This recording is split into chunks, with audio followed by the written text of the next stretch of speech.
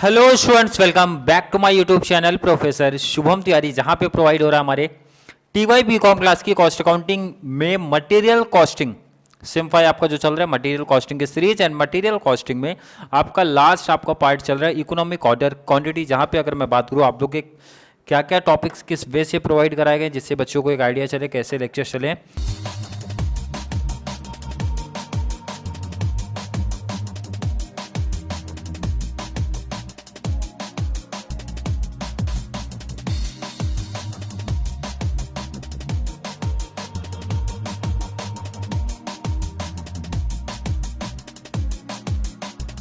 Class आपकी थी जहाँ पे इकोनॉमिक ऑर्डर क्वांटिटी के बारे में कॉन्सेप्ट क्लियर कराए गए थे। इकोनॉमिक ऑर्डर क्वांटिटी क्या होती है, ऑर्डरिंग कॉस्ट क्या होता है, कैरिंग कॉस्ट क्या होता है, उसके एजम्पशन क्या है, ग्राफिकल रिप्रेजेंटेशन क्या है, फॉर्मूला क्या है, लिमिटेशन क्या है। उसके बाद हमने शिफ्ट हुए प्रैक्टिकल क्वेश्चन को लेके, उसके बाद शिफ्ट हो गए थे प्रैक्टिकल क्वेश्चन का कॉन्सेप्ट क्लियर किया था हमने।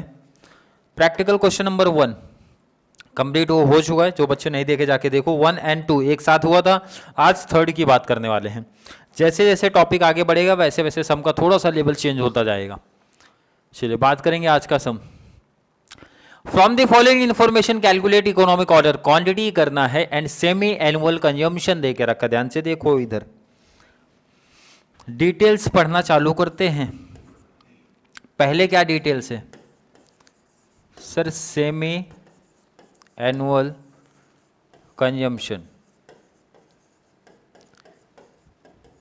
ध्यान से देखो कितना दिया है, 6000 यूनिट्स। बट हमें सर सेमी एनुअल नहीं चाहिए। सेमी एनुअल का मतलब होता है 6 मंथ की बात हो रही है। हमें चाहिए क्या, हमें क्या चाहिए? एनुअल कंजम्पशन की बात करते हैं। तो आप कोई भी बच्चा बता देगा सर 6000 मल्टीप्लाई 2 कर देंगे। मल्टीप्लाई 2 क्यों? लॉजिक, सेमी एनुअल में 6 मंथ, तो 6 मंथ डबल टाइम कर दोगे तो ये आएगा अपना ईयरली। अगर मैं पूछूं किसी बच्चे को कोई डाउट, कोई कन्फ्यूजन नहीं होनी चाहिए। ए मिल गया। जो बच्चे ध्यान दे वो स्टार्टिंग सीरीज देखते हुए आए तो उनको पता होगा कॉन्सेप्ट। क्लियर है कि नहीं? चलिए मैं लिख भी देता हूं आपका। आपने क्या फाइंड आउट किया? एनुअल कंजम्पशन बोलो, एनुअल डिमांड बोलो, बात वही है। और शॉर्ट्स में क्या लिखते हैं इसको? ए। अब तो ठीक है ना, ए मिल गया।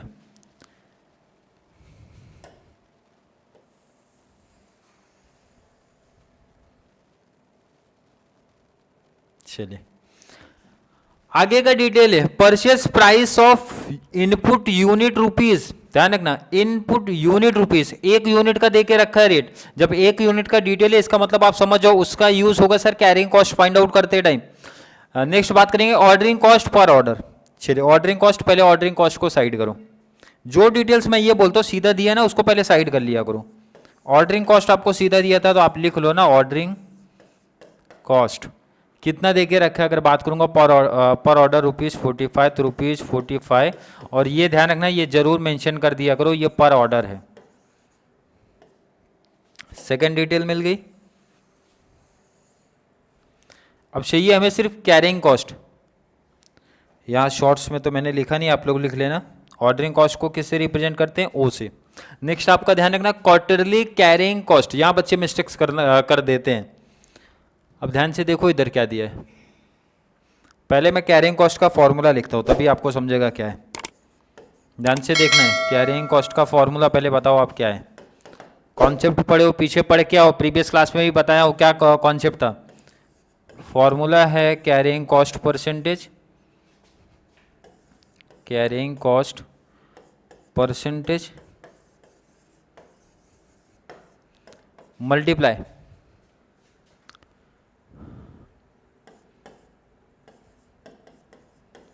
Price of 1 unit. 1 यूनिट का क्या रेट है, क्या प्राइस है? 1 यूनिट। चलिए पढ़ते हैं जरा। कैरिंग कॉस्ट परसेंटेज, परसेंटेज कितना दिया था क्वेश्चन, जरा ध्यान दो तो 3%। ध्यान से देखना कितना है, 3%। ध्यान से देखना जहां बच्चे मिस्टेक करने वाले हैं।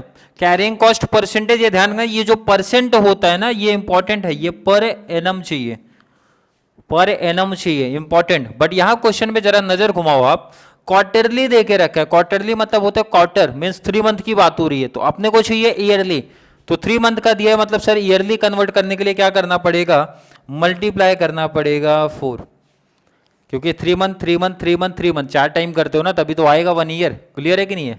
चलिए मल्टीप्लाई प्राइस ऑफ 1 यूनिट, ध्यान रखना ये इंपॉर्टेंट चीज था, बच्चे मिस कर देते, 4 मल्टीप्लाई नहीं करते, तो इसी चीज इंपॉर्टेंट था, इसलिए मैंने हाईलाइट किया। पर यूनिट जो आप पर एनम चाहिए था, जो प्राइस 1 यूनिट, ये तो डिटेल दिया ही था।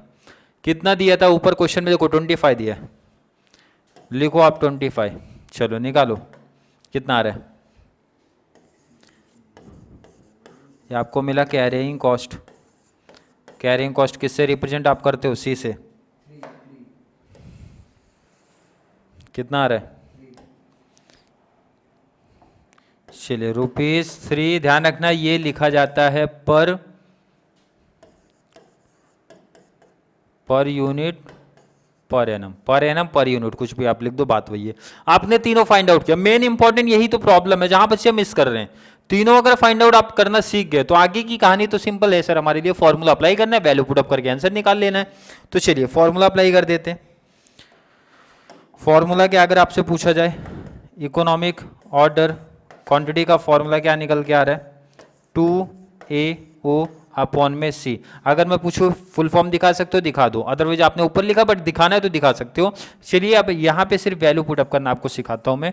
2A कितना है, एनुअल कंजम्पशन कितना निकाला सर, 12,000। मल्टीप्लाई करो, मल्टीप्लाई कितना आपका O, ऑर्डरिंग कॉस्ट अपना कितना फाइंड आउट किया, 45 पर ऑर्डर, ऊपर दिख रहा है, divide by C, carrying cost just अभी निकाला आपने 3 पर। चलो मल्टीप्लाई कर लो,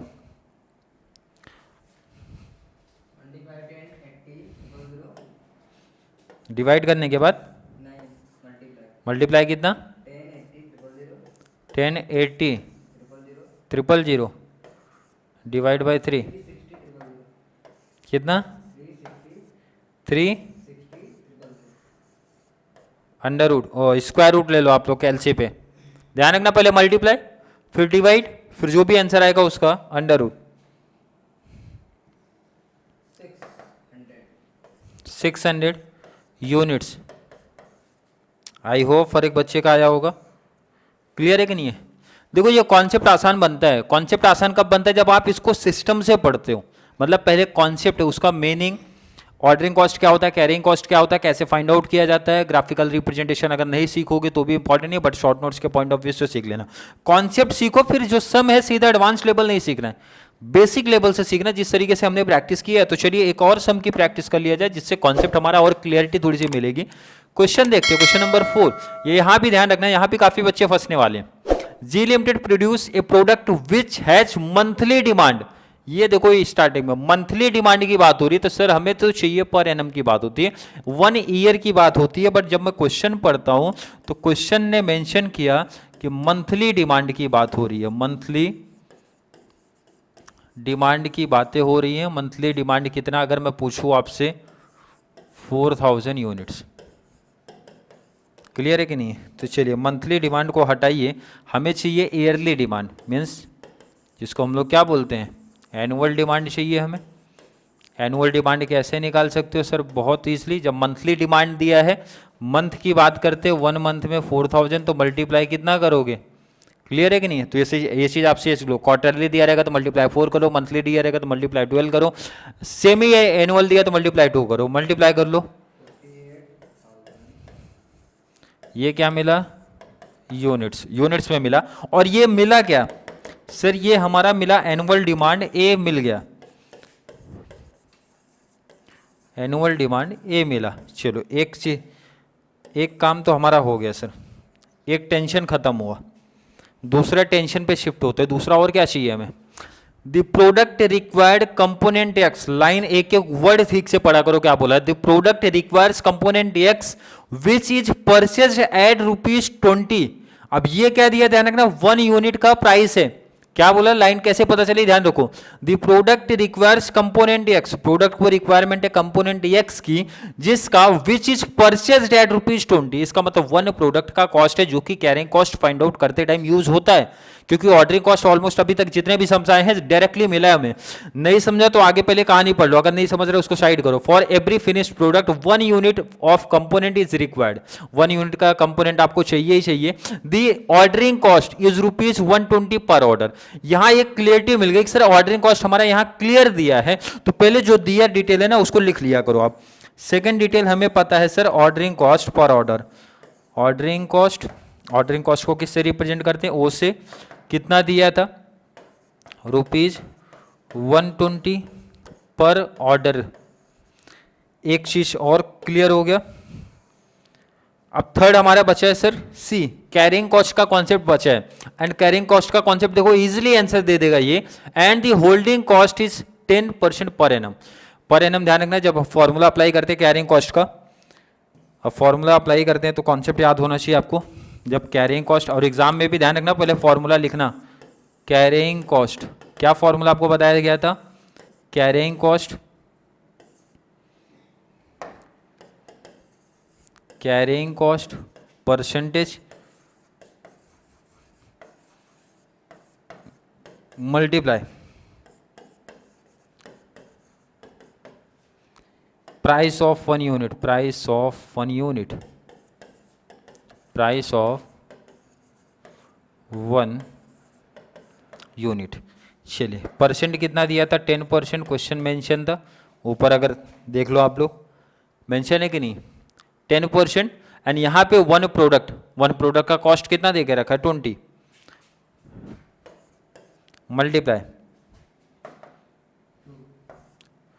₹2। ध्यान रखना ये क्या आया, पर एनम पर यूनिट। ये क्या मिला हमें डिटेल, अगर मैं बात करूं,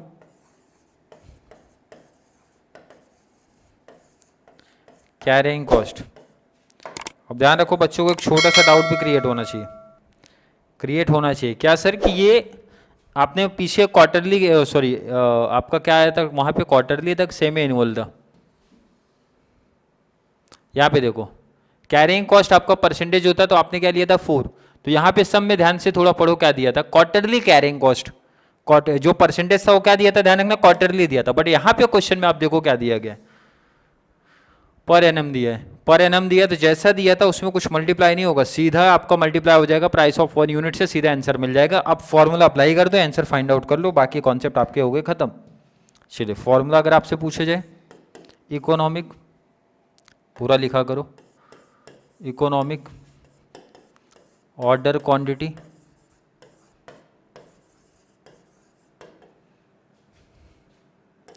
economic order quantity EOQ। Formula क्या है अगर मैं आपसे पूछूं, अब तक याद हो गया होगा, √2AO आप 1 में C। चलिए फॉर्मूले में वैल्यू पुट अप करके आंसर फाइंड आउट किया जाए। 2A, ए कितना था आपका, अभी फाइंड आउट किया आपने ना, टोटल 48,000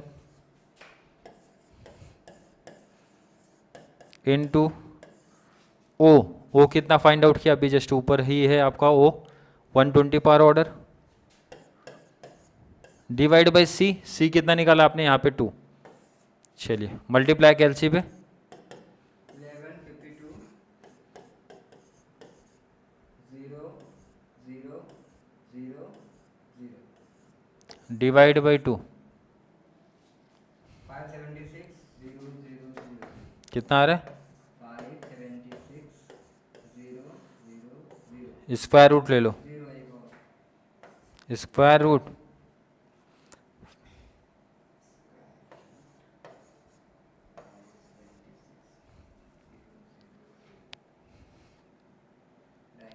सही है, यूनिट्स।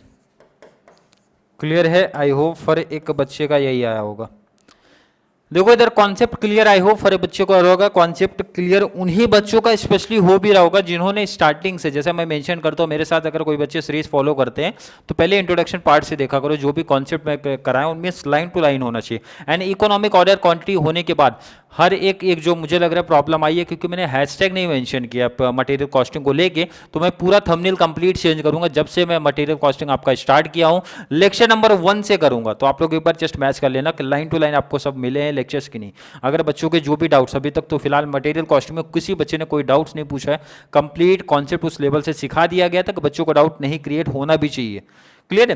तो वेट कर रहे थे कि अगर बच्चों का डाउट कंफ्यूजन आता है तो ऑलरेडी मैं इसी में ऐड कर दूं, ताकि प्लेलिस्ट जब अपना बन जाए, कंप्लीट लेक्चर्स आपको लाइन टू लाइन मिले एग्जाम से पहले, तो प्रॉपर वे से मिल जानी चाहिए। क्लियर है? आई होप बच्चों के कॉन्सेप्ट क्लियर होंगे। फिर भी किसी बच्चे को आज के वीडियो को लेकर कोई भी डाउट, कोई भी कंफ्यूजन अगर क्रिएट होता है तो जल्दी से नीचे कॉमेंट में ऐड करो, या फिर कॉन्सेप्ट क्लियर है, वीडियो थोड़ी सी भी हेल्पफुल लग रही है तो वीडियो को लाइक कर देना, अच्छे अच्छे कॉमेंट ऐड करो, और जितना ज़्यादा पॉसिबल हो सके चैनल का लिंक हमारे कॉमर्स सेक्शन वाले बच्चों को शेयर करते रहो, ताकि उनको भी इस चैनल से काफ़ी बेनिफिट्स मिलता रहे। तो चलिए मिलेंगे नेक्स्ट क्लास में, तब तक के लिए थैंक यू सो मच।